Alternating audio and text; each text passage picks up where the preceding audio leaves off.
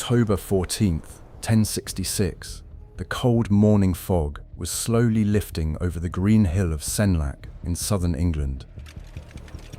King Harold Godwinson, the last Anglo-Saxon ruler, stood surrounded by his loyal Huscarls and looked down at the enemy army as it took up its positions.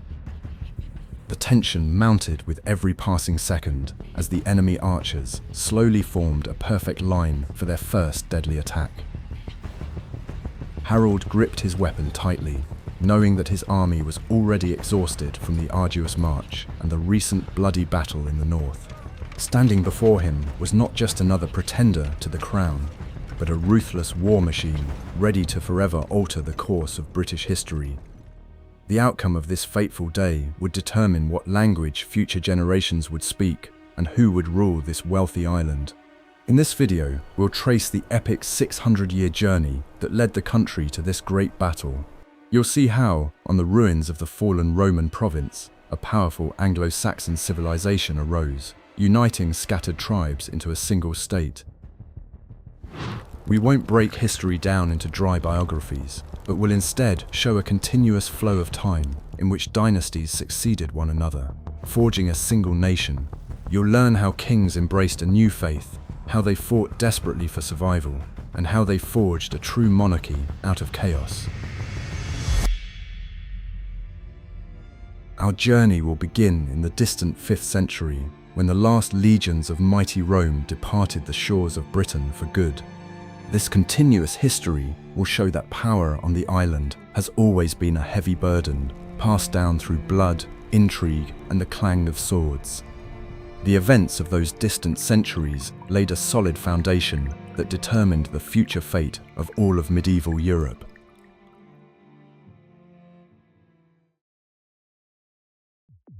In 410, the Roman Emperor Honorius officially notified the inhabitants of Britain that from then on they would have to defend themselves.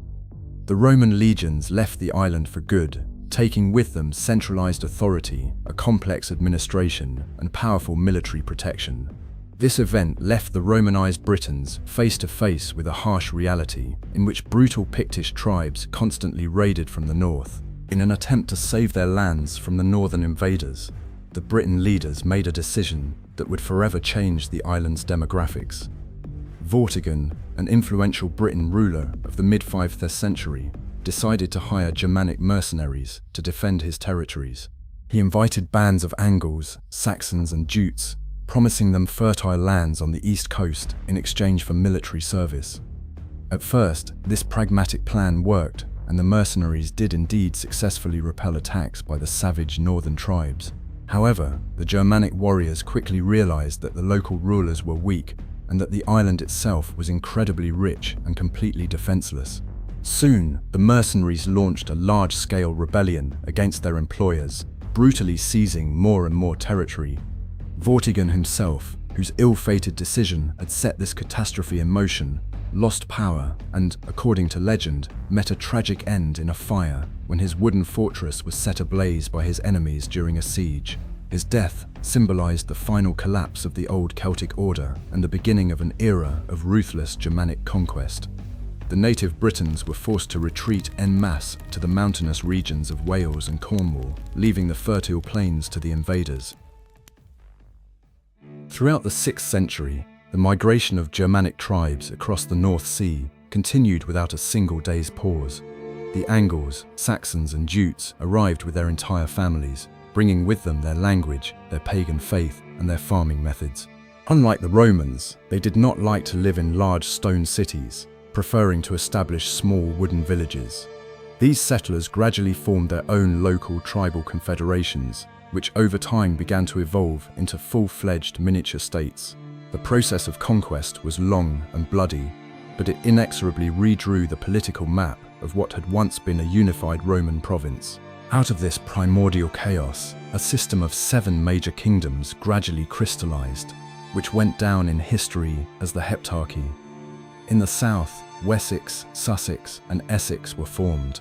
In the east, East Anglia and Kent, and in the centre and north, Mercia and Northumbria. These states had no clear borders, and their rulers were in a state of constant war with one another. Dynasties changed constantly, and the right to power was determined solely by military might and the number of loyal warriors. Despite the constant internecine strife, this system created a solid framework for the future unification of the entire country. Among the rulers of these 7 kingdoms, there was always one ambitious leader who sought to dominate the rest of his neighbors. Such a supreme king received the prestigious title of Breitwalder, meaning ruler of Britain, and collected tribute from the subordinate monarchs. This title did not confer absolute power, but it demonstrated that the idea of a unified state had already begun to take root in the minds of the Anglo-Saxon elite. Society was strictly hierarchical. At the top stood the king, followed by noble warrior earls, then ordinary peasant ceorls, and at the very bottom were the powerless slaves. Justice was administered at popular assemblies, where disputes were often settled through trials by fire or water. This harsh social structure helped them survive amid the constant military threat from neighboring tribes. The spiritual world of the early Anglo-Saxons was steeped in the austere Germanic paganism they had brought with them from the continent. They worshipped powerful gods such as Woden and Thunor, offering them blood sacrifices before important battles. These beliefs did not promise an easy life or salvation. They merely taught people to face death with dignity on the battlefield. By the end of the 6th century, the Heptarchy had firmly established itself on the political map, and Britain resistance had been almost completely suppressed. The 7 kingdoms became powerful and stable political entities, each developing its own unique culture. The monarch's authority became increasingly sacralized, and dynastic marriages began to replace endless armed conflicts.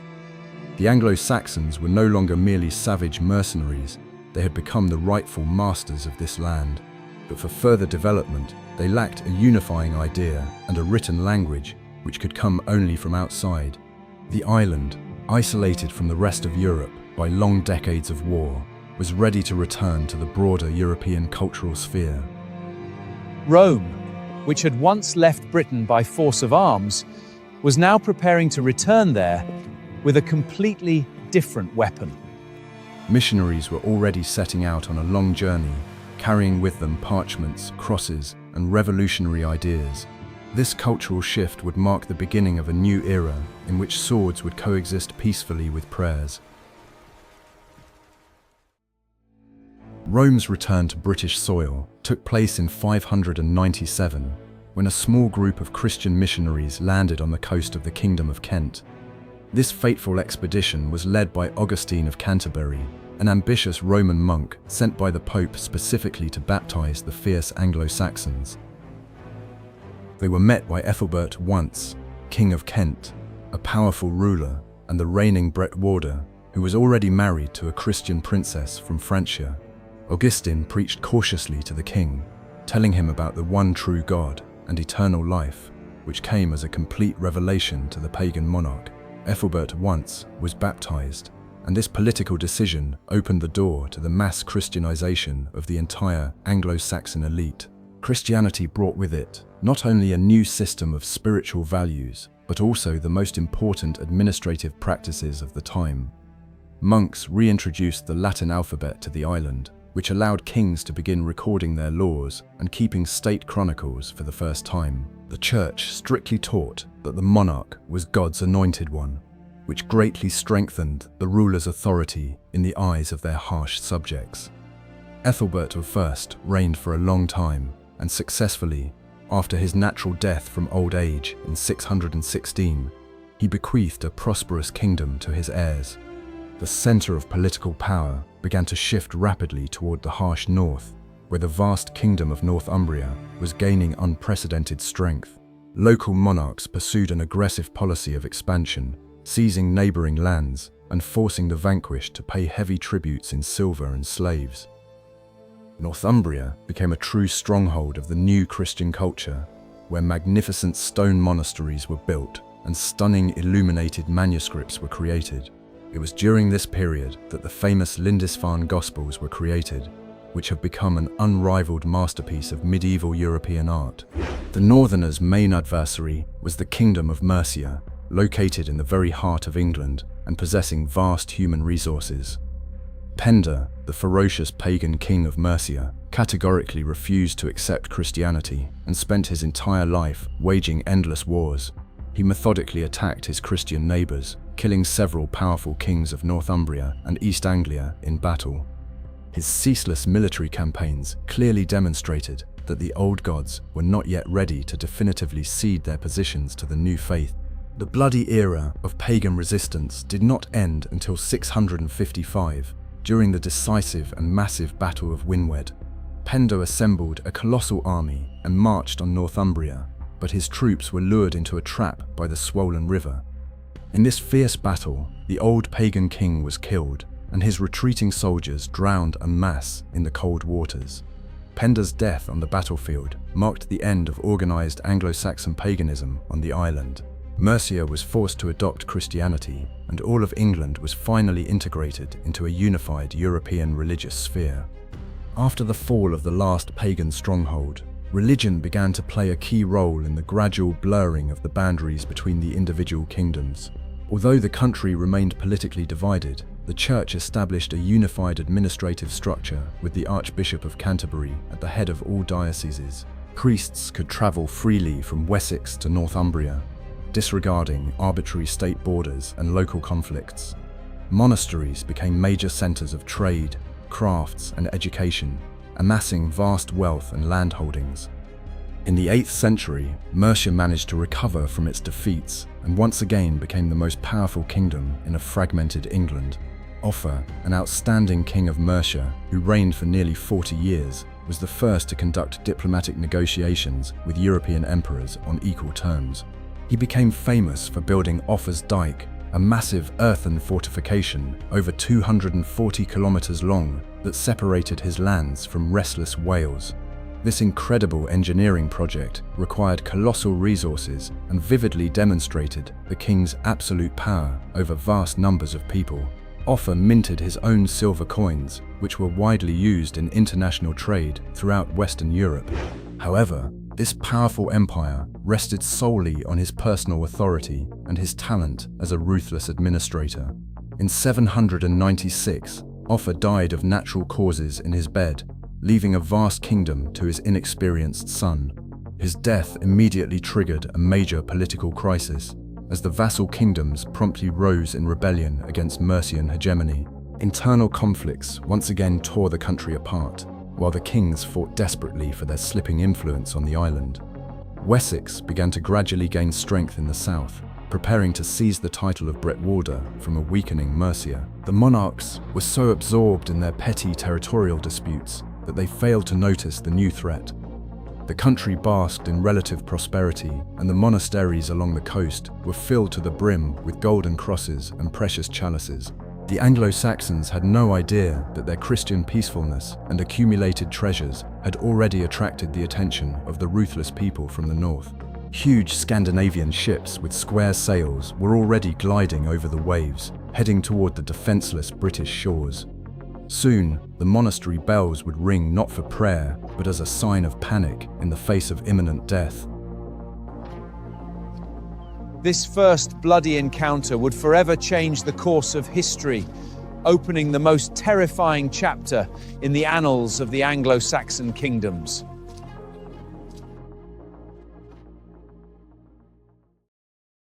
In the summer of 793, the peaceful life of the monks on the island of Lindisfarne was suddenly interrupted by the appearance of unknown ships on the horizon. These invaders landed on the shore and with savage brutality plundered one of the holiest monasteries in all of Northumbria. They killed unarmed priests right at the altars, took all the gold, and carried off the survivors into slavery. This shocking event reverberated throughout Christian Europe, marking the official beginning of the terrifying era of Viking invasions. The fragmented Anglo-Saxon kingdoms were unable to organize a unified defense, and each monarch tried to fend off the enemies on his own. This tactic drained England's economy, but the real nightmare began when the Vikings decided to change their overall strategy. In the mid-9th century, scattered Viking raiding parties began to unite into massive fleets under a single, powerful command. Ragnar Lodbrok, the legendary Danish konung, whose daring raids on Mercia and England made him the most famous Viking leader of his time. According to the Norse sagas, during one of his raids, he was taken captive by the king of Northumbria and brutally executed. Ragnar was thrown into a deep pit filled with poisonous snakes, where he suffered an agonizing death, foretelling the imminent vengeance of his sons. This execution provided the perfect pretext for the Scandinavians to shift from their usual raids to a full-scale invasion of the island. In 865, a massive army landed on the shores of East Anglia, which the Anglo-Saxon chronicles called the Great Heathen Army. Ivar the Boneless, Ragnar's cunning and incredibly cruel son, led this vast force to avenge his father. Unlike previous raiders, this army had no intention of returning home after a successful raid at the end of summer. They had come to systematically conquer all of England, destroy the local dynasties, and settle permanently on these fertile lands. Ivar led his troops north, and Northumbria became the first victim of this perfectly organized military machine. After capturing the city of York, the Vikings brutally dealt with the kings of Northumbria, turning the vast kingdom into their obedient puppet. They then turned south and invaded East Anglia, sweeping aside any organized resistance in their path. Edmund the Martyr, the pious king of East Anglia, refused to renounce his Christian faith in the face of the pagan invaders. Enraged, Ivar ordered the king to be tied to a tree and shot with arrows, after which Edmund was beheaded. Mercia, once the most powerful state on the island, desperately tried to buy off the Vikings with enormous sums of silver. However, this peace proved short-lived, and soon the great heathen army overran the lands of Mercia, driving out their last legitimate king. Wessex remained the last bastion of Anglo-Saxon civilization, and it faced the most grueling ordeal in history. Ethelred I, the valiant king of Wessex, braced himself to bear the brunt of the great heathen army's assault in 870. Together with his younger brother Alfred, he personally led the troops in a series of incredibly bloody battles against the Danes. Ethelred I fought desperately on the front lines, but in the spring of 871, he died from severe wounds sustained in one of the battles. His death left the exhausted kingdom without a ruler at the most critical moment, when enemy armies were already marching through the lands of Wessex. The southern kingdom's situation seemed utterly hopeless, as its army had been routed and its economy lay in ruins. But it was precisely at this moment of deepest despair that a man stepped onto the historical stage who was able to turn the tide of history. The full weight of the crown suddenly fell upon the shoulders of a young prince who had originally been preparing for a quiet, spiritual career in the church. He did not possess a heroic physique and often suffered from unknown chronic illnesses, but his mind was sharper than any sword. The new king had to immediately buy peace from the Vikings at a colossal cost just to gain even a brief respite. He understood perfectly well that the old methods of warfare were utterly useless against such a well-organized and mobile enemy army. He faced the impossible task of rebuilding the entire state from scratch and restoring his people's faith in victory. This forced pause became the calm before the greatest and most decisive storm in the history of the early Middle Ages. Soon, in the marshes of Somerset, a spark of hope would ignite, kindling the flame of a great liberation movement across the entire country. Thus began the era of the man whom future generations would rightly call the only great king in the history of Britain.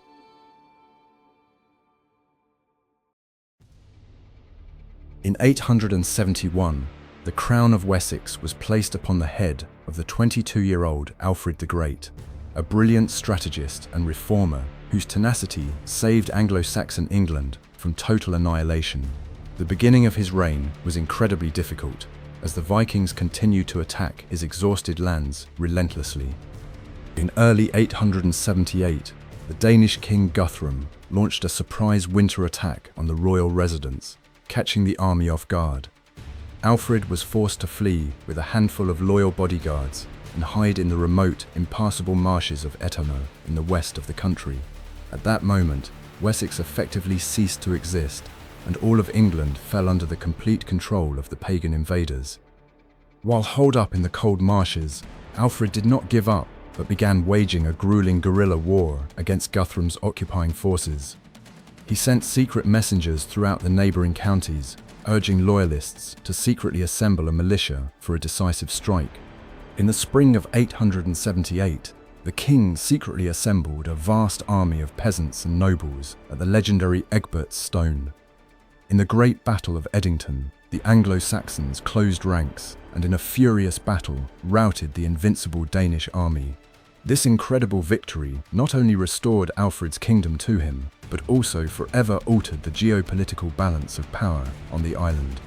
After his crushing defeat, Guthrum was forced to sign a peace treaty and even agreed to be baptized as a Christian. England was officially divided into two parts. The south and west remained under Wessex, while the east and north went to the Vikings. This Scandinavian territory was named Danelaw, or the realm of Danish law, where the Vikings settled peacefully and became farmers. Alfred became Guthrum's godfather, which provided the southern lands with a long-awaited respite from the constant and exhausting raids. But the king understood perfectly well that this peace was temporary, and he began large-scale preparations for future, inevitable conflicts. Alfred initiated a sweeping military reform, completely transforming the very concept of his kingdom's defense. He established a system of burghs, a network of well-fortified fortress towns, positioned so that any resident could take refuge there within a day's journey. These fortresses were permanently manned by professional garrisons, ready at any moment to repel a sudden attack by Viking ships. In addition, he reorganized the peasant militia, dividing it into two groups so that the fields would always be tended while half the men were at war. To defend the coast, Alfred ordered the construction of a large naval fleet, becoming the de facto founder of the English Navy. Military successes were only part of Alfred's grand vision. He understood the importance of culture and education for the nation's survival.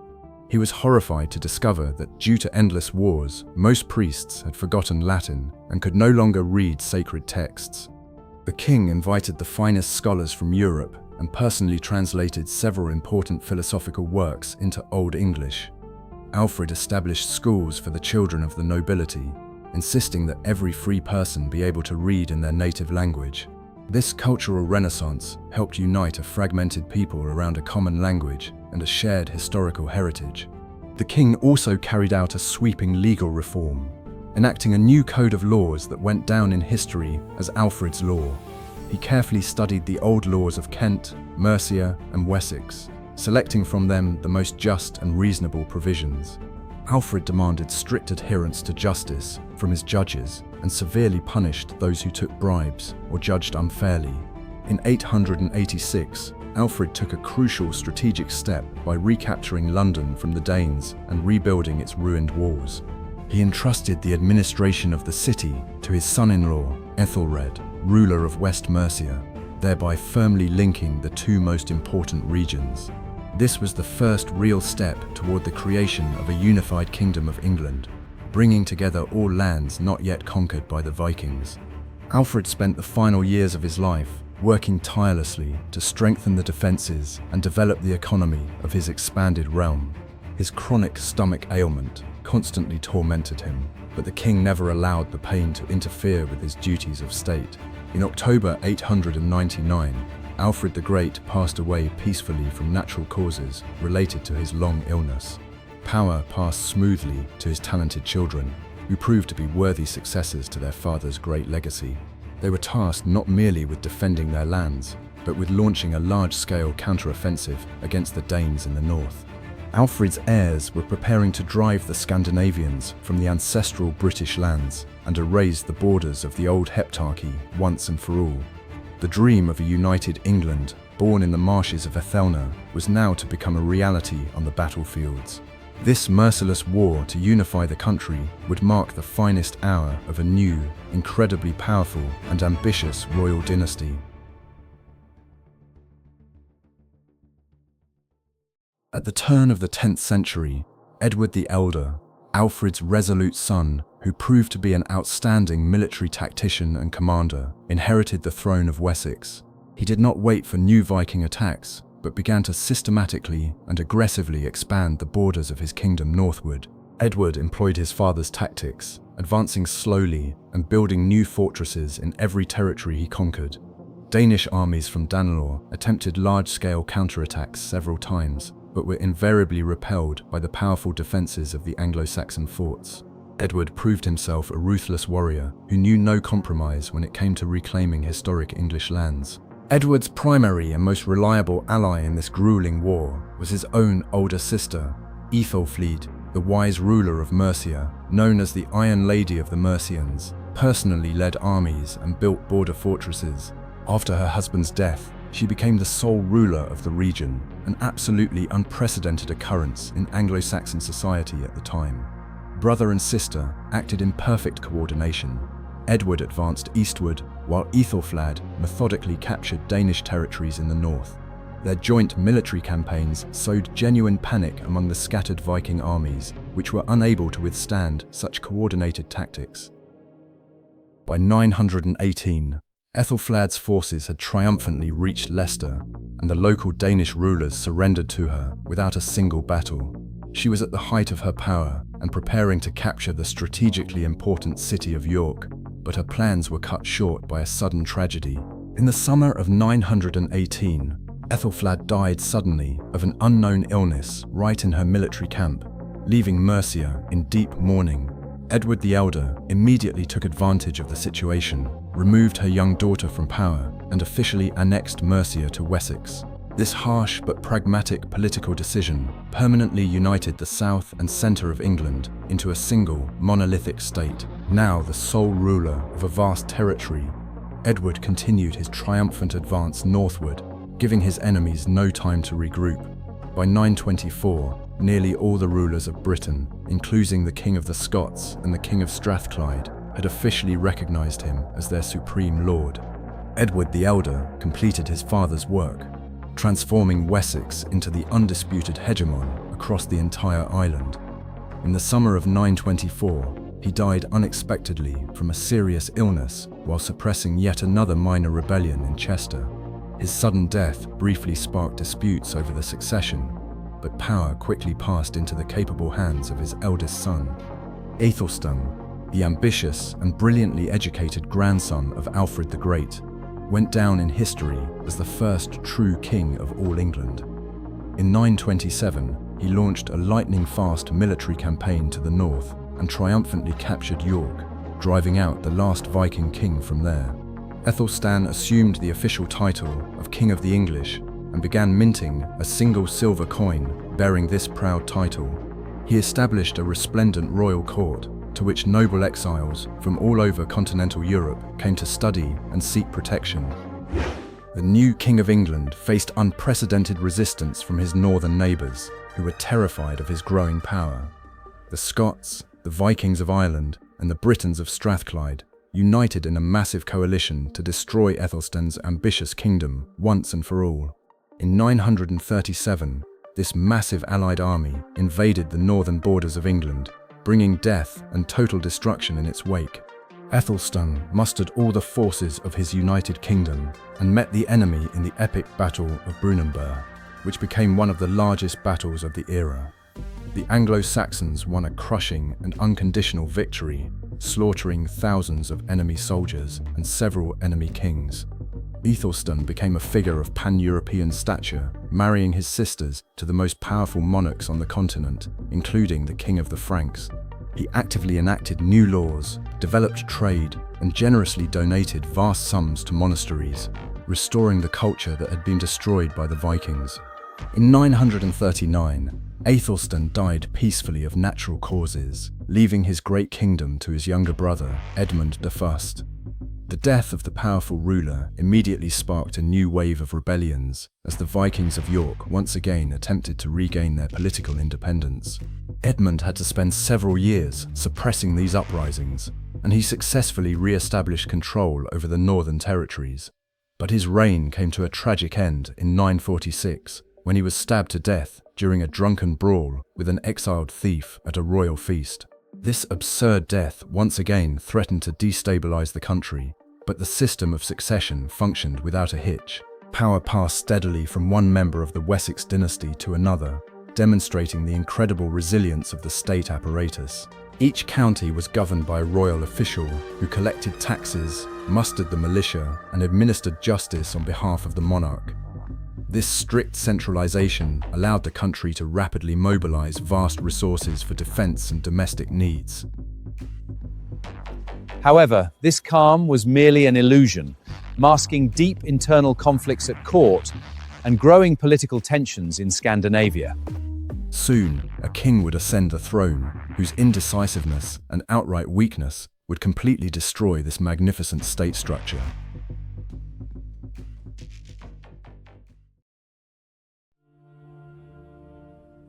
After a series of short reigns, the 16-year-old Edgar the Peaceful ascended the English throne in 959, a wise king under whom the Wessex dynasty reached the absolute peak of its greatness. Throughout the 16 years of his reign, England did not experience a single major foreign invasion or serious internal rebellion. The monarch actively supported large-scale monastic reforms, resolutely expelling corrupt and lazy priests from their parishes. Edgar replaced them with strict Benedictine monks who strengthened the crown's authority throughout the country and fostered cultural development. The dynasty descended from Alfred was finally able to reap the rewards of years of war, transforming England into a prosperous European power. In 973, he organized an incredibly lavish coronation in Bath, which established sacred standards for all future British monarchs. It was not merely a religious sacrament, but a large-scale political demonstration of the unity of the entire island under the rule of a single sovereign. Legend has it that shortly after this event, 8 vassal kings from Wales and Scotland symbolically rowed alongside him in his boat down the River Dee. This gesture of unconditional submission demonstrated that his neighbours recognised the unquestionable supremacy of the Wessex ruler. The country was at the height of stability, but this golden age rested solely on the personal authority of one outstanding individual. This peaceful and stable period came to an abrupt end in 975, when Edgar the Peaceful died suddenly of a brief illness. The king was just over 30 years old, and his unexpected passing instantly shattered the fragile political balance within the country. His death split the royal court into 2 rival factions, each desperately promoting its own heir to the throne. One faction of the nobility supported the eldest son from his first marriage, while the other backed the younger prince from his second wife. The united dynasty found itself on the brink of a bloody civil war as influential lords attempted to seize power through puppet heirs. In the end, the crown went to the eldest son, Edward, but his legitimacy was immediately called into question by many aristocrats. Edward the Martyr, a young and inexperienced English king whose 3-year reign was marked by constant, bitter conflicts with the nobility. He lacked his father's political flexibility and quickly alienated the most influential landowners in the kingdom. The climax of this confrontation came in 978, when the young monarch arrived to visit his younger brother at Corfe Castle. Right in the middle of the welcome, while Edward was sitting in the saddle drinking wine, his stepmother's servants treacherously stabbed him in the back with a dagger. The horse carried the mortally wounded king, and he died tragically, dragging his leg along the ground as it remained stuck in the stirrup. This brutal political assassination cast a dark shadow over the new monarch who was destined to lead the country to utter disaster. Ethelred II the Unwise, the most unpopular king of the Anglo-Saxon era, officially ascended the throne with the blood of his own brother on his hands. This ruler became notorious for his pathological inability to make sound decisions and to heed wise advisors at critical moments. It was during his long reign that a dynastic crisis coincided with a new and terrifying external threat from the sea. In the 980s, small Scandinavian raiding parties began testing English defences once again, carrying out swift raids on southern coastal towns. The system of fortresses built by Aethelred II's ancestors began to falter due to the incompetence of the commanders and the lack of firm royal resolve. Instead of mustering a national militia and delivering a decisive blow to the enemy, the monarch chose the most disastrous tactic of all. Faced with his first serious defeats, the king decided that the problem could be solved with massive financial injections. He began systematically paying the Vikings incredible sums of silver, which went down in history as the Danigeld, or Danish money. In 991, following the crushing defeat at the Battle of Maldon, Ethelred II paid the invaders £10,000 of silver for the first time in exchange for an illusory truce. This cowardly policy of appeasement had an entirely predictable and catastrophic effect on the entire political system of the English state. To regularly raise these enormous sums of silver, Ethelred II imposed unprecedentedly heavy taxes throughout the country. These levies ruthlessly ruined ordinary English peasants and merchants, depriving the economy of any chance for normal development. Coins were shipped overseas by the ton, leaving English cities and monasteries utterly devastated and defenseless against new crises. Constant financial hardship fueled fierce hatred toward the king within the country, undermining the very foundation of the thousand-year-old monarchy. Noble lords began to openly question Ethelred II's right to the throne, seeing his complete incompetence as a ruler. The Wessex dynasty was rapidly losing its sacred authority, while the king floundered in search of a way out of the impasse. In desperation, Ethelred II made an utterly insane decision that forever deprived his kingdom of any chance for peaceful coexistence with the Scandinavians. The king was constantly receiving reports of conspiracies, and he became paranoid, convinced that the Danes who had settled in England were plotting to kill him. On November 13th, 1002, St. Brice's Day, the monarch issued a secret order throughout the country that was monstrous in its cruelty. He demanded that all men of Danish descent, living peacefully in southern England, be secretly and simultaneously slaughtered. Anglo-Saxon militias, embittered by years of oppression and humiliation, eagerly responded to this bloody royal call. The state effectively sanctioned mass terror against its own citizens, marking a point of no return in this long history. Armed mobs mercilessly slaughtered unarmed Scandinavians, sparing neither women nor children, right on the streets and in their own homes. Many Danes tried to take refuge in churches, but the enraged English simply burnt down the wooden churches along with all the refugees inside. Among those brutally murdered in Oxford was Gunhild, the sister of the powerful ruler of Denmark, who had come to England with peaceful intentions. The death of this member of royal blood instantly transformed the political conflict into a sacred and utterly uncompromising vendetta. This massacre became the weak ruler's most fatal mistake during his long reign. The carnage he orchestrated provoked a full-scale military invasion, the likes of which England had not seen in over a century. Sven the Bearded, a ruthless and pragmatic king of Denmark, used the St. Brice's Day massacre as the perfect moral pretext for a full-scale conquest. In 1003, he personally led a massive Scandinavian fleet and descended upon the English coast with unprecedented fury and a thirst for revenge. By the fall of 1013, the situation for the English crown had become absolutely critical and irreparable. Sven the Bearded marched his army across the entire country, and most of the northern and central counties officially recognized him as their rightful lord. Even London, which had resisted to the very end, was forced to open its gates to the overwhelming might of the Danish military machine. At the very end of 1013, Sven the Bearded was officially proclaimed King of England, uniting vast territories under his iron fist. However, his incredible political triumph proved paradoxically short-lived and ended completely unexpectedly for everyone involved. In February 1014, Sven unexpectedly fell from his horse during a ride and died suddenly from internal injuries. Ethelred II made a triumphant return to London in the spring of 1014, promising to be a wise ruler for his long-suffering people. However, he did not change his destructive ways in the slightest, continuing to scheme, levy heavy taxes, and treacherously murder his loyal lords. Trust between the crown and the aristocracy was irrevocably shattered, and the country once again plunged into the abyss of a devastating civil war. Meanwhile, in the north, Canute, the ambitious son of the late Sven the Bearded, eager to reclaim his father's conquests, was gathering new forces. In 1015, he landed in England with a massive fleet, and many English earls immediately defected to his side. The dynasty of Alfred's descendants once again found itself on the brink of ruin, caught between its own mad king and a young Scandinavian commander. Only Ethelred II's eldest son saved the situation from complete collapse.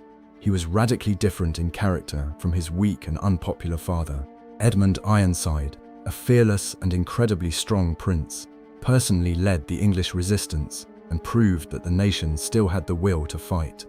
While he was desperately gathering troops in the northern counties, his elderly father was hiding behind the capital's sturdy walls. In April 1016, the elderly and gravely ill Ethelred II finally took to his bed and soon passed away quietly in London, which was under siege by the Danes. Edmund Ironside was immediately crowned by the people of London and entered into a fierce, uncompromising battle with Canute's army. England had gained a ruler who was prepared to shed blood on the front lines alongside his loyal soldiers. The decisive clash of this grueling campaign took place in the fall of 1016 at the bloody Battle of Assendon. The English had every chance of victory but suffered a crushing defeat due to the treacherous betrayal of the Mercian ealdorman, Edric Strainer. This noble lord withdrew his troops from the battlefield at the most critical moment, allowing the Danes to surround and slaughter the cream of the English nobility. After this catastrophic defeat, both exhausted armies were no longer able to continue active hostilities. The two exhausted kings met on the small island of Olney in the middle of the River Severn and agreed to peacefully divide England between themselves. Edmund Ironside retained control of the wealthy southern region of Wessex, the ancestral stronghold of his ancient dynasty. All the remaining vast territories north of the River Thames were officially ceded to the Danes, led by Canute.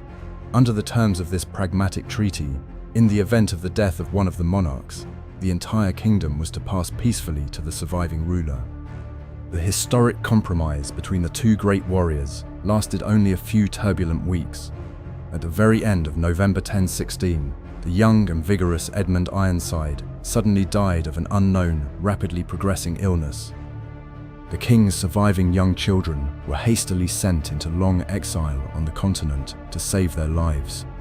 In this atmosphere of widespread despair and exhaustion, the English elite meekly bowed to their new foreign ruler. A young Scandinavian named Canute officially ascended the English throne. He was destined to become one of the most powerful rulers in Europe of his time. Thus began an entirely new political era that forever altered the course of the British Isles. The island became the central and wealthiest link in the grand but short-lived North Sea Empire. The Wessex dynasty, which for centuries had smoothly passed power from father to son, gave way to pragmatic Scandinavian kings. However, Anglo-Saxon culture did not disappear. Instead, it began to intertwine closely with the traditions of the new conquerors, creating a unique synthesis.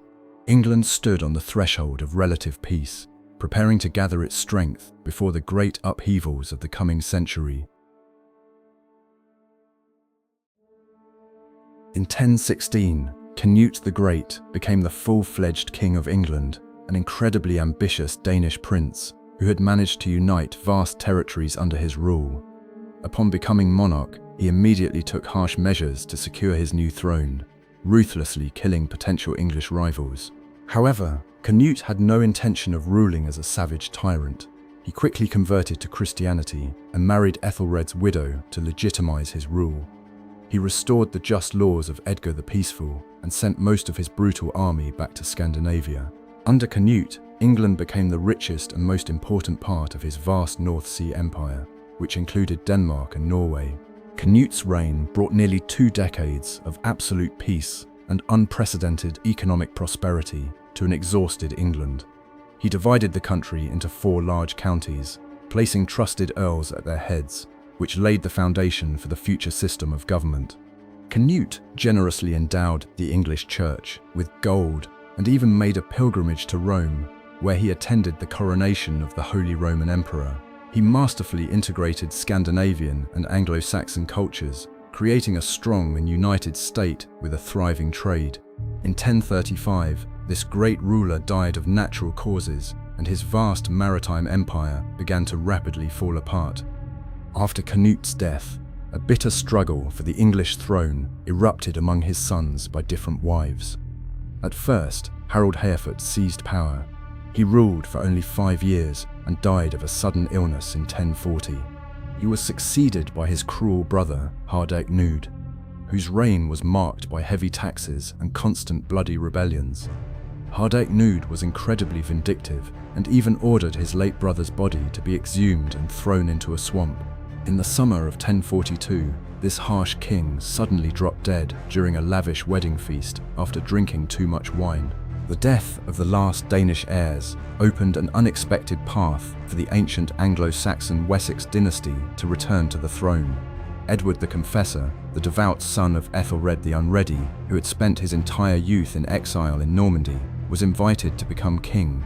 He ascended the throne in 1042, but proved to be a weak politician who was more interested in religion than in governing a complex state. Edward brought with him a large number of Norman advisors, generously granting them lands and high-ranking positions at court. This caused immense discontent among the powerful local nobility, who were categorically unwilling to share power with foreigners. The Godwin family, which owned vast territories in the south of the country, became the main opponent of Norman influence. Godwin, an incredibly cunning and wealthy Earl of Wessex, effectively controlled King Edward and even forced him to marry his daughter. The conflict between the king and the earl reached its peak in 1051, when Edward attempted to expel the entire Godwin family from England. However, Godwin assembled a massive private army and threatened civil war, forcing the weak king to make humiliating concessions. In 1053, the elderly Earl Godwin suddenly choked on a piece of bread at a royal banquet and died on the spot of a stroke. After the death of his powerful father, power over southern England passed to his eldest son, Harold Godwinson. Harold proved to be a brilliant diplomat and a brave military leader who quickly became the most popular and influential man in the entire kingdom. While Harold was consolidating his political base in England, across the English Channel, the Duke of Normandy was already making his own plans for the British crown. In his youth, Edward the Confessor had allegedly promised the throne to his Norman cousin, which planted a time bomb. By the early 1060s, the issue of succession had become the primary and most hotly debated topic throughout the entire Anglo-Saxon realm. Edward the Confessor had taken a vow of chastity and had no direct heirs, which inevitably led the country toward a severe dynastic crisis. Harold Godwinson was not of royal blood, but he enjoyed the full support of the nobility and was considered the natural successor to the throne. The situation became incredibly tense when Harold found himself in Normandy during a storm and was forced to swear an oath of allegiance to the local duke. The Normans later claimed that Harold had sworn on the relics of the saints to support their claim to the English throne after Edward's death. Edward the Confessor spent the final months of his life feverishly building the magnificent Westminster Abbey, which became his life's greatest undertaking. He devoted all his time and state resources to the construction of this grand stone church, preparing it as his own final resting place. The king was so frail that he was unable to attend the official consecration ceremony for his great architectural masterpiece. In early January 1066, the elderly monarch fell into a coma and died peacefully of old age in his bed. His death shattered the fragile political balance, plunging the island into the abyss of the most terrible and bloody struggle for power.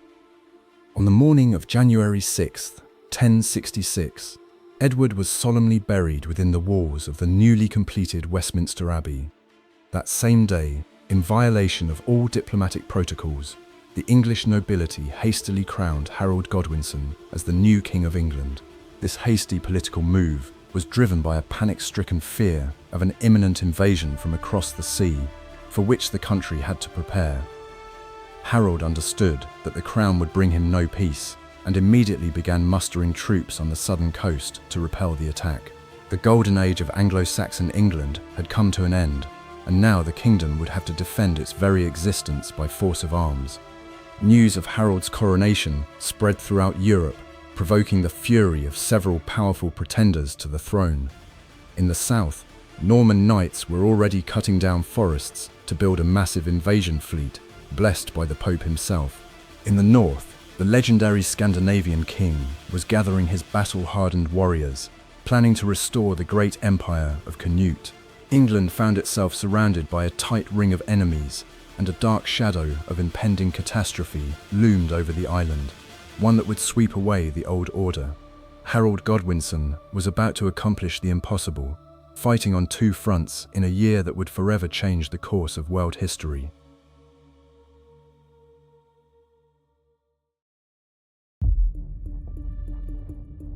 In the fall of 1066, the first blow was struck by the fierce Scandinavians, who invaded northern England with a massive fleet of 300 ships.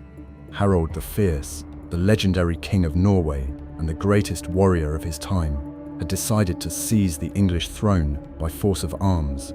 Harold Godwinson, who had been expecting an attack from the south, was forced to undertake an incredible forced march, covering 300 kilometers in just a few days. He caught the Norwegian army off guard at the Stamford Bridge crossing on September 25th and engaged them in an incredibly brutal and bloody battle. In this epic battle, Harold the Fierce was struck in the throat by an arrow and died on the spot, while his massive army was completely annihilated by the Anglo-Saxons. The joy of this great victory in the north lasted only a few days until messengers arrived with alarming news. William the Conqueror, the ambitious and ruthless Duke of Normandy, had landed on England's unprotected southern coast with his professional army. Taking advantage of the king's absence, the Normans set up a fortified camp near Hastings and began systematically plundering and burning the nearby English villages. Harold was forced to immediately mobilize his exhausted troops and undertake yet another grueling march south to stop the new enemy. He chose not to wait for reinforcements from other regions, deciding instead to fight a decisive battle on his own terms. And so we return to that very foggy morning of October 14th, 1066, atop Senlac Hill. Harold had arrayed his infantry in a classic Anglo-Saxon shield wall, creating an impenetrable barrier on the most advantageous elevated section of the field. Below, the Norman cavalry and heavily armed knights prepared to break through this dense human wall with massive assaults. The battle began with a hail of arrows, after which the Norman infantry launched a head-on assault but was mercilessly repelled by the Anglo-Saxons' axes. The brutal slaughter continued for many hours, and the hill quickly became covered with thousands of dead and maimed soldiers from both sides. By midday, panic broke out among the Normans, and part of their forces turned to a disorderly flight down the slope. The Anglo-Saxon militiamen, disregarding Harold's strict order to maintain formation, broke through the wall of shields and rushed in pursuit of the retreating enemy. This proved to be a fatal mistake, as William quickly quelled the panic, turned his heavy cavalry around, and cut down the pursuers. Realizing the effectiveness of this maneuver, the Normans began to employ the tactic of feigned retreats, methodically luring the English out of their advantageous position. The wall of shields gradually thinned, and the ranks of the hill's defenders dwindled under a relentless hail of deadly Norman arrows. Toward evening, the fate of the battle was sealed by a single fateful shot that brought the era of Anglo-Saxon rule on the island to a permanent end. According to the famous Bayeux Tapestry, King Harold was struck by a stray arrow directly in the eye and fell in terrible agony.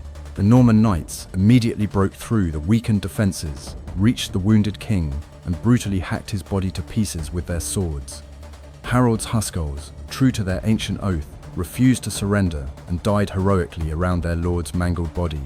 As the sun set, not only did a dead army lie on Senlac Hill, but so did Anglo-Saxon civilization itself, having lost its greatest battle. After his triumphant victory at Hastings, William brutally crushed the scattered pockets of resistance and marched directly on defenseless London. On Christmas Day 1066, he was officially crowned King of England at Westminster Abbey, built by the late Edward the Confessor. The new Norman elite brought with them the French language, feudal laws, and heavy stone architecture, forever changing the face of the country. The entire English nobility was stripped of its ancestral lands, which William distributed among his loyal Norman knights and barons. The Anglo-Saxons, once the proud masters of the island, were suddenly reduced to second-class citizens in their own country. Despite the loss of political power, the cultural foundation laid over 600 years of Anglo-Saxon history proved incredibly resilient. The language of the common people did not disappear, but began to slowly blend with French, forming the basis of the modern English language spoken throughout the world. Every decision made by the kings of the past, from the adoption of Christianity to the construction of the first burghs, laid a brick in the foundation of the future empire. They were ruthless and pragmatic rulers who often made mistakes but always strove to protect their people from external threats. Their victories brought the country golden years of peace, while their defeats forged the national character, teaching the English never to give up.